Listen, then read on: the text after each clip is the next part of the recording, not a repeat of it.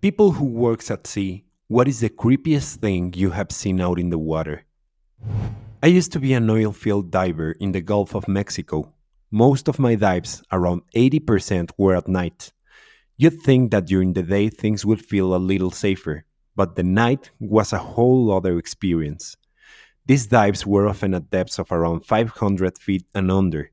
And for those who don't know, that's deep enough for pitch black darkness to be your constant companion.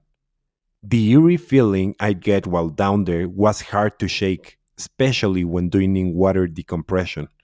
It's a necessary part of the job, where I'd have to sit still in the water, waiting for nitrogen to clear from my system.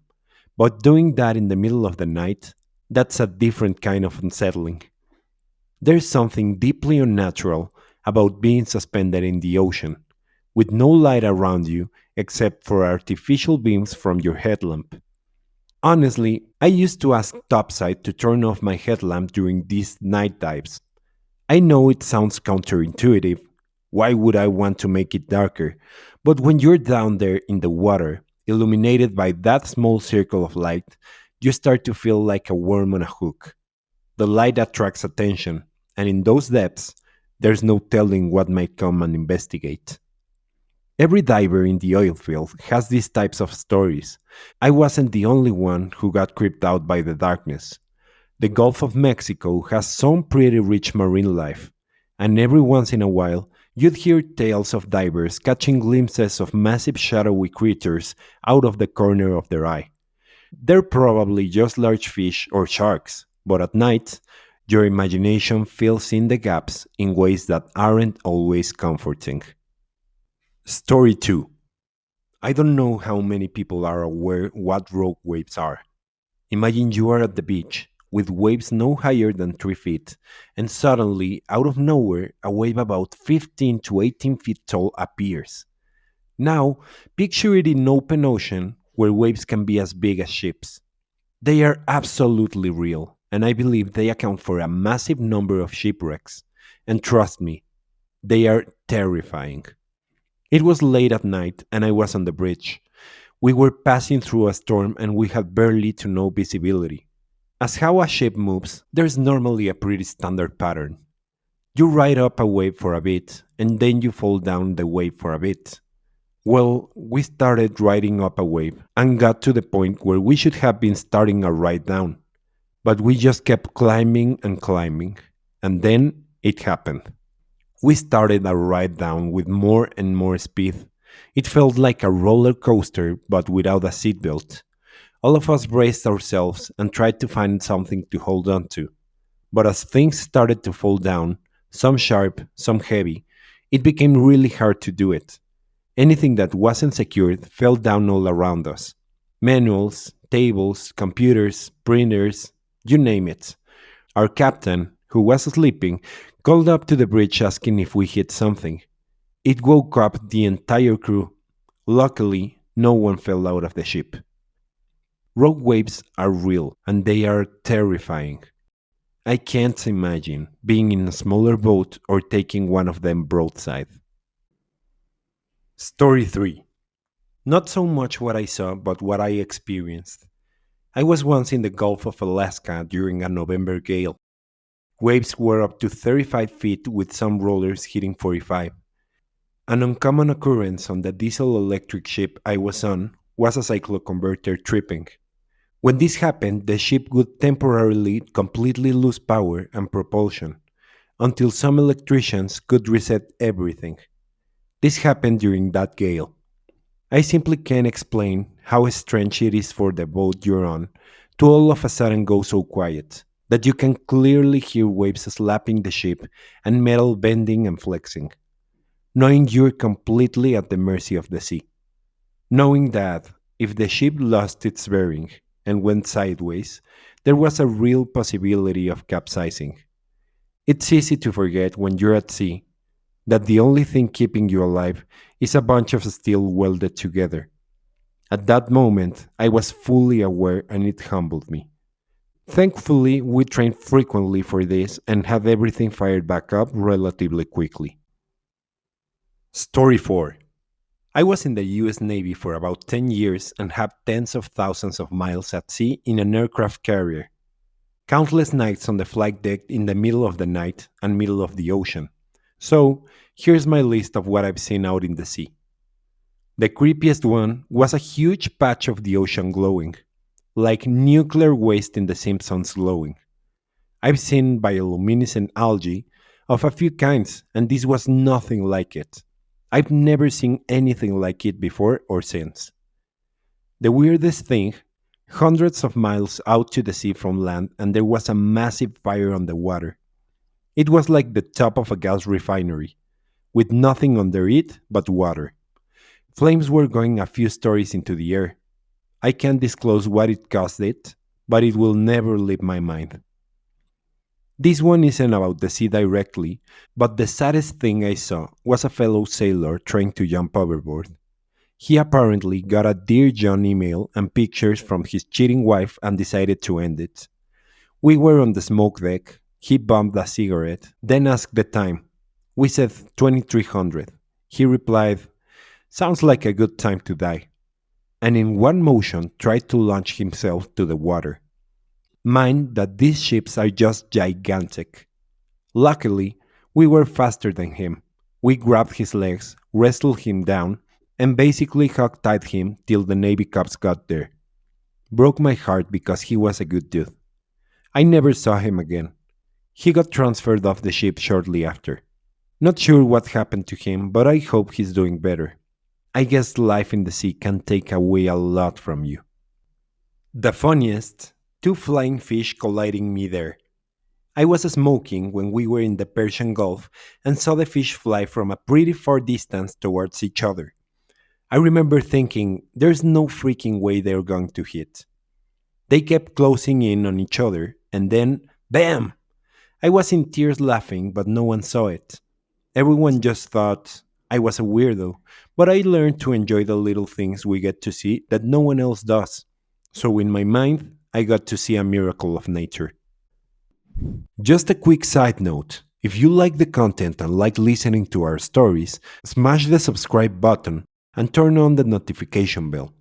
Now, back to the stories. Story 5.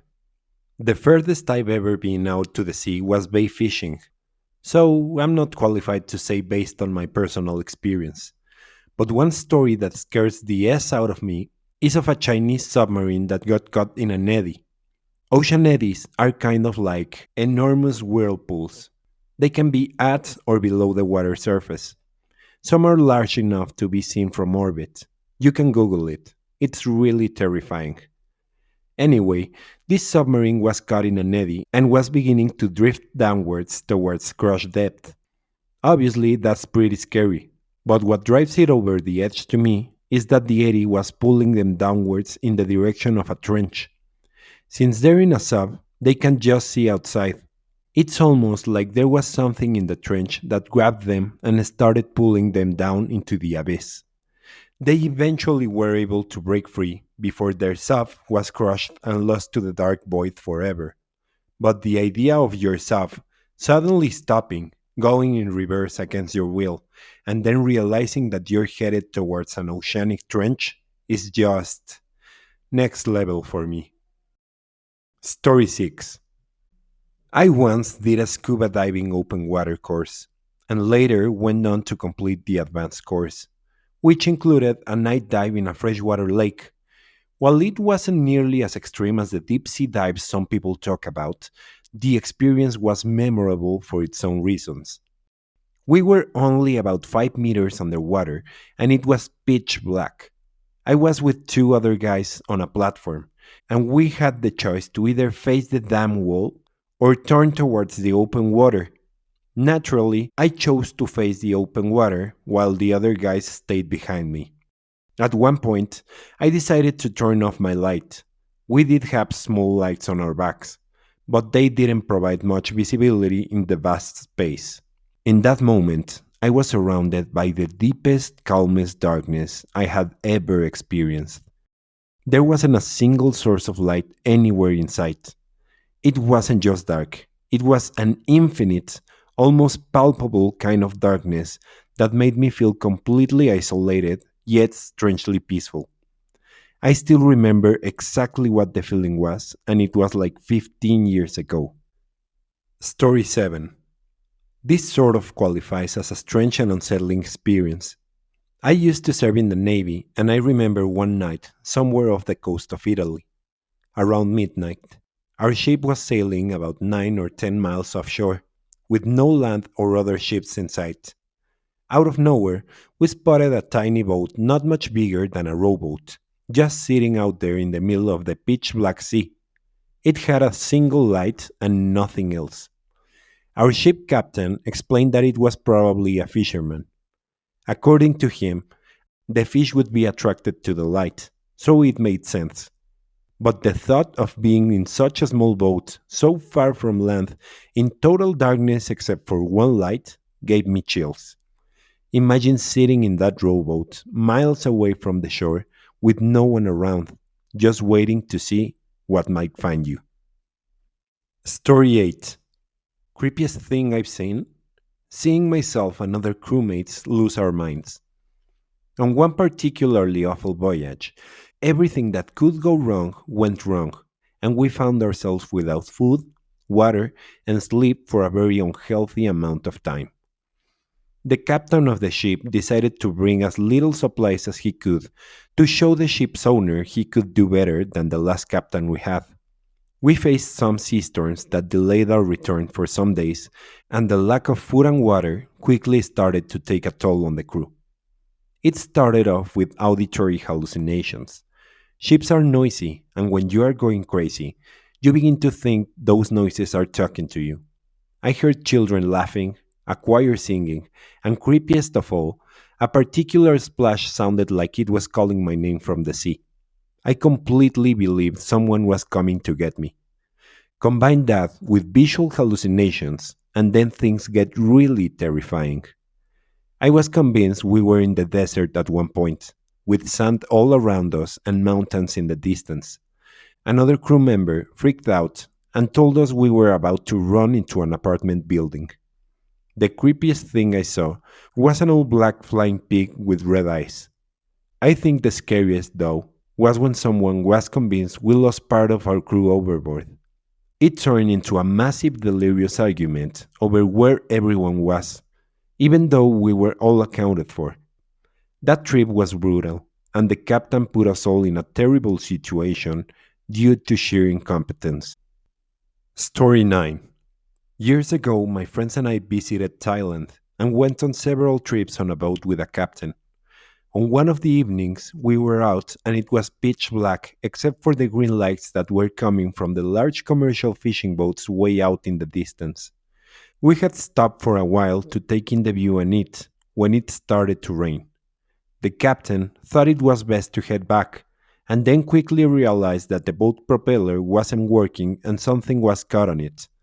He grabbed his head flashlight and a knife and jumped in the water. He was gone for a good minute, which felt like an eternity, as we were huddled around trying to figure out what was happening.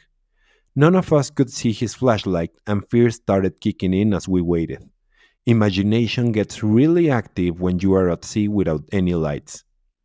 Fortunately, he suddenly re-emerged panting and told us that shortly after he jumped in, his flashlight fell off and he had to literally feel his way underwater towards the propeller, reaching and cutting a plastic bag that had tangled itself around the propeller, cut it loose, and then made his way back to the surface in the dark.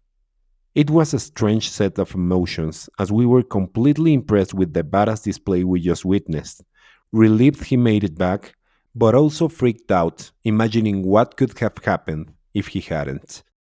Story 10. I was in a glass bottom boat in the 1970s off the coast of Oahu. We were going out to see a pod of whales. The boat captain was a Hawaiian man sunbaked to the color of mahogany. It was an older boat with a glass bottom and bench seating. He was narrating over a PA as we left the dock.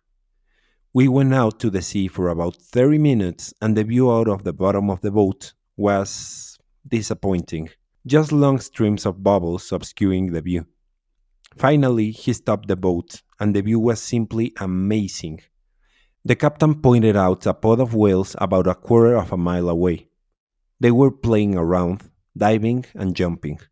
The captain was explaining their behavior, but keeping his distance. It was pretty cool.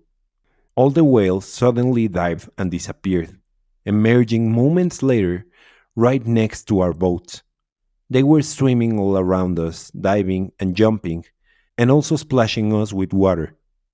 Children were laughing, everyone thought it was part of the show. They were right there, almost so close that you could touch them. The captain told us how lucky we were to see them up close. Suddenly, the mood changed when they started bumping up against the hull of the small boat. People were sliding all over the place, some fell onto the floor, children were crying. What really worried me, the captain had stopped narrating and had a look of terror on his face. I remember thinking what it must take to make this guy scared. That's when I understood if this man was terrified, we should probably be as well. Suddenly, as quickly as they appeared, the whales disappeared. They were just gone. People picked themselves up and sat back down.